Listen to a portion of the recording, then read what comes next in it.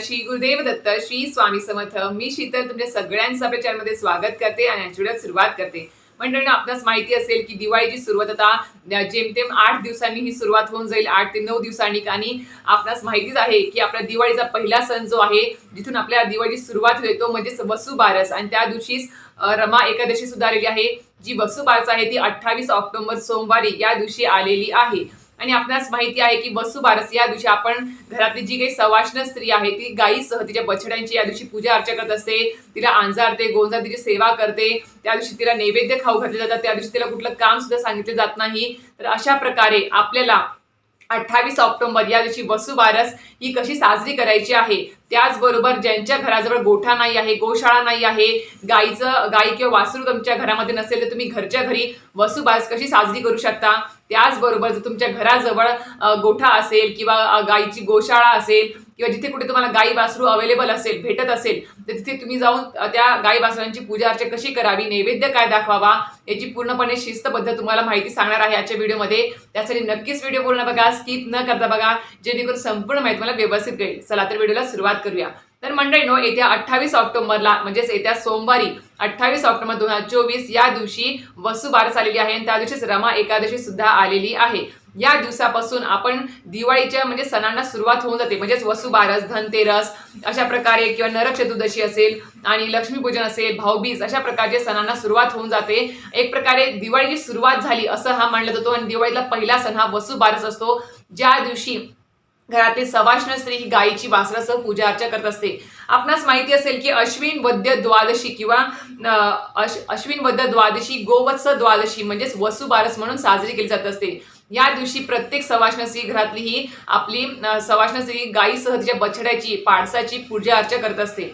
आपणास माहिती असेल की दिवाळीचा हा जो पहिला सण असतो, या दिवशी वसुबारसाच्या दिवशी गायीचा जो काही गोठा आहे तो पूर्णपणे स्वच्छ केला जातो आणि सगळीकडे घरामध्ये आनंदी वातावरण असतं. ज्यांच्या घरामध्ये गावाकडे शेतामध्ये गायी वासरं असतात त्यांना तर खूप अप्रूप असतं त्या दिवशी की गोठा वगैरे स्वच्छ केला जातो, पूर्णपणे घरामध्ये आनंदी वातावरण असतं. आणि इतके दिवस जी राखवणीसाठी शेतामध्ये ठेवलेली गाय आणि वासरू असतात त्यांना या दिवशी घरी आणलं जातं आणि या दिवशी गायी तिच्या वासरासह, तिच्या पाडसासह घरी येत असते आणि तिच्या मागोमाग येणाऱ्या पाडसासह घराच्या उंबरठ्यावरतीच तिची पूजा अर्चा केली जाते. तिला तिच्या पायावरती पाणी घालणं असेल, तिला हळद कुंकू अर्पण करणे किंवा नैवेद्य दाखवणे असेल, या सगळ्या गोष्टी करून तिला घरामध्ये घेतलं जातं, घरामध्ये तिचं आगमन केलं जातं. तर अशा प्रकारे आपल्या भारतीय संस्कृतीत तुम्हाला माहितीच असेल की सर्व जनावरांविषयी खूप जास्त प्रेम आपुलकी ही दाखवली जाते. त्यातल्या त्यात गाई आणि वासरू हे आपल्या घरातलंच एक सदस्य मानलं जातं. लहान मुलांपासून मोठ्यांपर्यंत सगळ्यांचंच हे एक प्रेमाचं प्रतीक मानलं जातं. आणि म्हटलं जातं की एक वात्सल्याचं प्रतीक म्हणायला गेलं तर गायीकडे पाहिलं जातं, कारण की गाय ही आपल्या आईसारखीच मायाळू असते, संयमी असते आणि तिचा वासराबद्दल जे हंबरट असतं, तिला जे बोलणं असतं, ते सगळं काही पाहिल्यावरती अक्षरशः माणसाला सुद्धा म्हणजे पाजर फुटेल अशा प्रकारचं तिचं ते वात्सल्य असतं गायीमधलं. तर अशा प्रकारे या वसुबारसा दिवशी आपल्याला गाई वासरांची पूजा अर्चा करायची असते. तर आपल्या मंडळी माहिती असेल की जर तुम्हाला या दिवशी गायीची वासरांची पूजा करायची असेल, तुम्ही सकाळी पण करू शकता. जर तुम्हाला दिवसभर वेळ नसेल, संध्याकाळी यायला उशीर होणार असेल, तसं पाहायला गेलं तर वसुबारस या दिवशी गायीची तिच्या पाडसासह संध्याकाळीच पूजा अर्चा केली जात असते. संध्याकाळीच गाई वासरू हे घरी आणले जातात शेतातून आणि त्यांची पूजा अर्चा केली जात असते. पण आपल्या शहरी भागामध्ये किंवा तुम्ही कुठे कामात आहात, लहान बाळ आहे, कुठे तुम्हाला शक्य नाही आहे तुम्हाला संध्याकाळी पूजा अर्चा करणे, तर तुम्ही सकाळी सुद्धा करू शकता. आता ज्यांच्या घराजवळ गोशाळा आहे किंवा गोठा आहे गायीचा किंवा गाय वासरू जवळपास कुठेतरी असेल, तर त्यांनी तिथे जाऊनच त्या गाय वासरांची पूजा अर्चा करायची आहे. असं नाही की जवळपास आहे तरी सुद्धा तुम्ही जात नाही आहात, घरच्या घरी करता, तसं करू नका. जर तुम्हाला असेल जवळपास कुठे आणि तिथे तुम्हाला पूजा अर्चा करायला भेटत असेल, परवानगी असेल, तुम्ही तिथे जाऊन पूजा अर्चा गायीची वासरासह पूजा अर्चा करू शकता. आता तुम्हाला जाताना काय घेऊन जायचं आहे, तर तुम्ही जाताना थोडंसं तांब्यामध्ये पाणी, हळद कुंकू, अक्षदा, फुलं, नैवेद्यामध्ये तुम्हाला या दिवशी तुम्ही म्हणजे या दिवशी म्हणतात की वसुबारस या दिवशी जे आहे ते गायीचे कुठलेही दुधाचे आणि दुधापासून बनलेले जे काही पदार्थ आहेत ते खाल्ले जात नाही असं मान्यता आहे. त्याच्यामुळे या दिवशी गायीला नैवेद्य हा तुम्ही गव्हाच्या चांदक्या म्हणजे तुम्ही गायीला एक आणि पाडसाला एक अशा प्रकारे तुम्ही 2 नैवेद्य घेऊन जायचे आहेत. आणि अशी मान्यता आहे की या दिवशी जे आपलं खरीपापासून जे खरीपाचं जे पीक तयार झालेलं असतं त्याचा गोड घास या दिवशी गाईला खाऊ घातले जातात. त्याचबरोबर उडदाचे वडे या दिवशी गाईला खाऊ घातले जातात. त्यामुळे उडदाचे वडे सुद्धा तुम्ही नैवेद्यामध्ये घेऊन जाऊ शकता. आणि या दिवशी ज्यांच्या घरामध्ये गोठा आहे किंवा गाई वासरं आहेत या दिवशी तिथल्या महिला उपवास देखील करतात दिवसभर. आणि गाईची पाडसाची संध्याकाळी पूजा अर्चा झाल्यानंतर त्यांना नैवेद्य खाऊ घातल्यानंतर त्या दिवशी त्या उपवास सोडत असतात. आणि या दिवशी त्यांच्या घरामध्ये पुरणाचा वरणाचा नैवेद्य केलेला असतो. यांच्या घरामध्ये गोठा आहे, शेती आहे, गाई वासरू आहे त्यांच्या घरामध्ये. आणि हो, या दिवशी महिला ज्या आहेत ते आवर्जून या दिवशी गहू आणि मूग न खाण्याकडे जास्त म्हणजे काही काहींकडे अशी प्रथा आहे की गहू आणि मूग या दिवशी खाल्ले जात नाही. त्यामुळे बाजरीचे भाकरी आणि त्यावर गवारची भाजी याने ते महिला ज्या आहेत ते उपवास सोडत असतात. तुम्ही नैवेद्य दाखवताना गाईला पुरणाचं नैवेद्य दाखवू शकता किंवा तुम्ही उडदाचे वडे दाखवू शकता. आणि त्याचबरोबर जर तुम्ही याला बाजरीचे भाकरी 2-2 छोट्या छोट्या चांदक्या करायच्या आणि त्याच्यावर गवारची भाजी अशा प्रकारे तुम्ही नैवेद्य गाईला आणि पाडसाला खाऊ घालू शकता. हे तुम्ही घेऊन जायचं आहे साहित्य. जाताना फुलं हार वगैरे घेऊन जा. तर अशा प्रकारे साहित्य घेऊन जायचं आहे. तिथे गेल्यावरती तुम्हाला सर्वप्रथम जिथे कुठे गाय आणि वासरू असेल तिथे त्यांच्या पायावरती तुम्हाला आंघोळ घालायची नाहीये. त्यांना फक्त त्यांच्या पायावरती थोडं थोडं पाणी टाकायचं आहे. चारी पायावरती गाईच्या आणि पाडसाच्या पाणी टाकायचं आहे. त्यांना हळद कुंकू लावायचं आहे. दोघांना पण अक्षदा फुलं व्हायची आहेत किंवा हार सुद्धा हार तुम्ही घालू शकता त्यांना. आणि त्यांच्या पाठीवरून तुम्हाला हात फिरवायचा आहे, आंजरायचं गोंजरायचं आहे त्यांना. कारण की गाय आपल्यास माहिती आहे की वात्सल्याचं प्रतीक आहे. जसं ती प्रेम देते एखाद्याला, जर आपण म्हणतात की असं नाही की पाडसाला जीव लावते, जिला त्या गाईला पाडसाला सांभाळणारा जो कोणी शेतकरी आहे, जो कोणी गडी असेल त्याला सुद्धा ती खूप जास्त जीव लावते. अक्षरशः त्या माणसाला, त्या व्यक्तीला ती कुठूनही ओळखू शकते. अशा प्रकारचं म्हणजे ती प्रेम लावत असते, जिव्हाळा लावत असते एखाद्या व्यक्तीला. तर अशा प्रकारे तुम्हाला सांगितल्याप्रमाणे तुम्हाला गाईच्या पायावर पाडसाच्या पायावर पाणी टाकायचं आहे. हळद कुंकू अक्षता अर्पण करायचे आहेत. फुलं किंवा हार घालू शकतात. आणि नैवेद्य जो काही आणलेला आहे तो नैवेद्याला तुम्ही खाऊ घालायचा आहे. आणि अशी पण मान्यता आहे की या दिवशी गाईच्या कानामध्ये तुम्ही जर तुमची जी काही इच्छा आहे, जी काही तुमची इच्छा असेल ती तुम्ही जर सांगितली तर नक्कीच ती पूर्ण होते, अशी पण सुद्धा मान्यता आहे. तर नक्कीच तुम्हाला ते जमलं. जर गाय वगैरे मारणारी नसेल, पाय वगैरे मारणारी नसेल तर नक्कीच सांभाळून काळजी घेऊन तुम्ही ही सुद्धा गोष्ट करू शकता. तर अशा प्रकारे आपणास माहिती असेल की गायीच्या पोटामध्ये 33 कोटी देवी देवतांचा वास असतो. त्याच्यामुळे तिला गोमाता म्हटलं जातं. आणि गोदान सर्वात श्रेष्ठ दान जे मानलं गेलेलं आहे, दानात दान सगळ्यात श्रेष्ठ दान ते गोदान मानलं गेलेलं आहे. तर अशा प्रकारे तुम्ही गोदान सुद्धा या दिवशी करू शकता. आणि गाईला किंवा जर समजा तुमच्याकडे गोशाळा आहे, तुम्ही त्या दिवशी त्या गोशाळेमध्ये तुम्ही सर्व गायींच्या नावाने तुम्ही चारा जो आहे तो खाऊ घालू शकता किंवा त्यांच्या नावाने तुम्ही पैसे देऊ शकता गोशाळेमध्ये. किंवा गोशाळा तुमच्या जवळ नाही आहे, गोठा नाही आहे, तर तुम्ही काय करू शकता त्याबद्दल तुम्हाला मी सांगते. म्हणजेच काय की आपल्याला मनामध्ये भाव महत्वाचा आहे. असं नाही की गाय आणि पाडसच भेटलं पाहिजे, गाय आणि वासरूच भेटलं पाहिजे. शहरी भागामध्ये ह्या गोष्टी भेटणं खूप अशक्य आहे. अक्षरशः दिसणं सुद्धा शक्य नाही आहे आजकाल. जे काही गाय आणि वासरू असते ते गोशाळेमध्ये किंवा जिथे शेती आहे, खेडी आहेत, तिथेच तुम्हाला हे गाय आणि वासरू बघायला आजकाल मिळत असतं. त्याच्यामुळे शहरामध्ये बघायला भेटत नाही. पण आपला सण तर साजरा करायचा आहे आणि मनामध्ये फक्त भाव ठेवून आपण घरच्या घरी सुद्धा वसुबारसी साजरी करू शकतो. ती कशी करू शकतो त्याबद्दल मी तुम्हाला पूजा मांडणी दाखवणारच आहे. तर त्यासाठी तुम्ही नक्कीच आता पुढचा व्हिडिओ बघा की कशी मी पूजा मांडणी दाखवते, जी घरच्या घरी ज्यांना बाहेर जाणं शक्य नाही आहे, ज्यांच्या घराजवळ गोशाळा नाही आहे, गोठा नाही आहे, त्यांनी घरच्या घरी या दिवशी कशी पूजा मांडणी करायची आहे त्याबद्दल मी तुम्हाला थोडक्यात माहिती दाखवते आणि पूजा मांडणी देखील दाखवते. तर आता ज्यांच्या घराजवळ गोशाळा नाही आहे किंवा गायीचा गोठा नाही आहे, गाय वासरू नाही आहे, त्यांची पूजा अर्चा या दिवशी करण्यासाठी त्यांनी घरच्या घरी या दिवशी किंवा आदल्या दिवशी अशी गाय वासराची मूर्ती घेऊन यायची आहे, पितळेची किंवा कोणी कोणी जी संगमरवरची असते ती सुद्धा पांढरी जी प्रकारची असते ती सुद्धा आणतात. तुम्ही मोठी छोटी कशाही प्रकारे आणू शकता यथाशक्ती. जर आता ही माझ्याकडे देवघरामध्ये सदैव असते ही अशी एक छोटीशी गाय वासराची मूर्ती आहे. तुम्ही घरच्या घरी आणून, आणि याला असं महत्त्व आहे वास्तुशास्त्रानुसार की घरामध्ये गाय वासराची मूर्ती ही असावी, ती चांगली आणि शुभ मानली गेलेली आहे. तर अशा प्रकारे ही मूर्ती आणा आणि त्या दिवशी ज्या दिवशी वसुबारसा आहे त्या दिवशी तुम्ही सकाळी किंवा संध्याकाळी याची पूजा अर्चा करू शकता. परत सांगते आहे तुम्हाला. आता काय करायचं आहे, तामण देवघरासमोर तुम्हाला देवपूजा झाली संध्याकाळी किंवा सकाळी झाल्यानंतर तुम्हाला असं चौरंग घ्यायचं, लाल वस्त्र अंथरायचं, त्याच्यावरती तुम्हाला ताम्हणामध्ये मूर्ती ठेवायची आहे. जसं आपण गोठ्यामध्ये किंवा गोशाळेमध्ये गेल्यावर गाईच्या पायावर जसं पाणी आपण टाकणार आहोत, आंघोळ तर आपल्याला घालता येत नाही तिथे, पण तुम्ही घरच्या घरी इथे गाईच्या मूर्तीवरती जी आहे तुम्ही इथे आंघोळ तिला घालू शकता.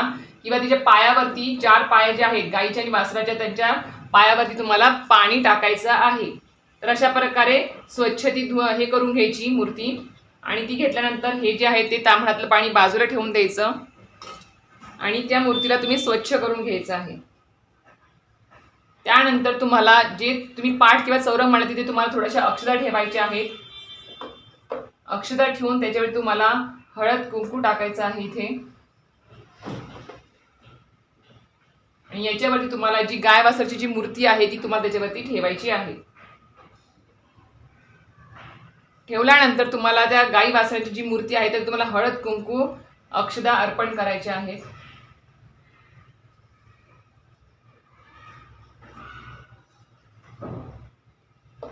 तुम्हाला तिला फूल अर्पण करायचं आहे। मोठी असेल तर मोठी घ्या, छोटी असेल तर छोटी, कुठलीही चालेल। तर अशा प्रकारे तुम्हाला फुलं अर्पण करायची आहेत गाईला आणि वासराला।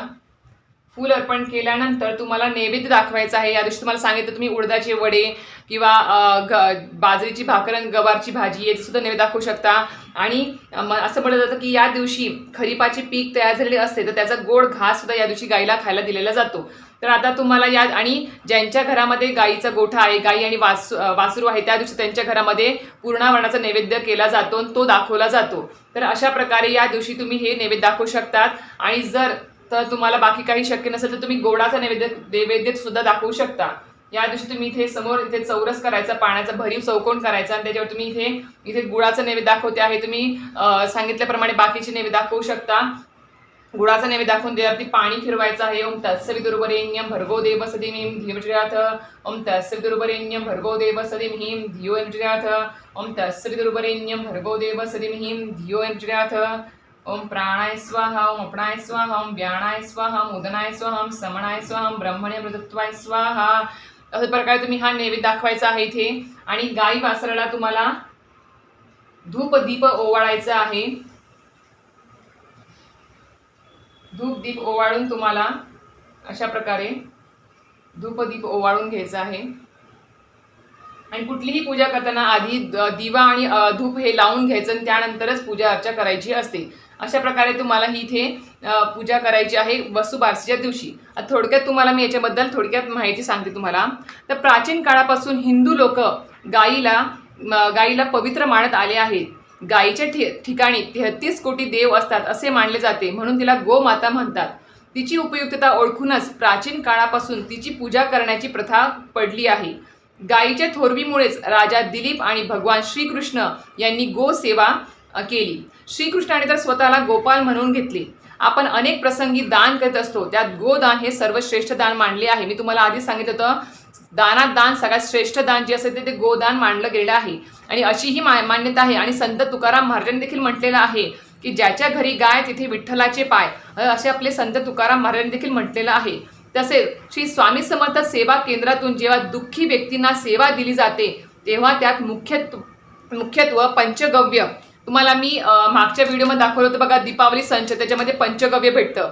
हे पंचगव्य आपणास माहिती गाईचे 5 जे गोष्टी मिळतात गाईपासून आपल्याला, गाईचे शेण, गोमूत्र, दूध, दही, तूप, ज्याला पंचगव्य म्हणतो, त्या 5 गोष्टींनी मिळून हे पंचगव्य तयार केलेलं असतं, जे सचेल स्नानाकरिता मांडलं गेलेलं आहे, महत्त्वपूर्ण आहे।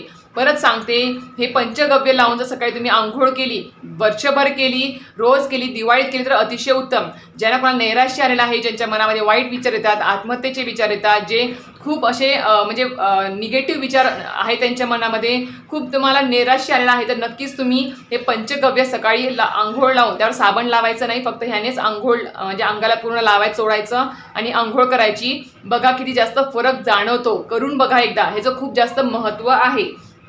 आणि ते सुद्धा सांगितलेलं आहे आपल्याला की जेव्हा दुःखी व्यक्तींना सेवा दिली जाते आपल्या सेवा केंद्रातून, तेव्हा त्यात मुख्यत्व पंचगव्य यावर अधिक भर दिला जातो। अधिक भर, पंच म्हणजे काय तर 5 गव्य, म्हणजे पंच म्हणजे 5 गव्य, पंचगव्य म्हणजे गायीपासून मिळणाऱ्या 5 वस्तू।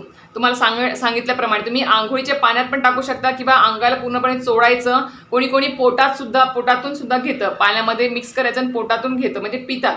अशा प्रकारे हे खूप अत्यंत महत्त्वाचे आहे। घरात लक्ष्मीचे आगमन व्हावे या हेतूने या दिवशी संवत्स धेनूची पूजा करतात।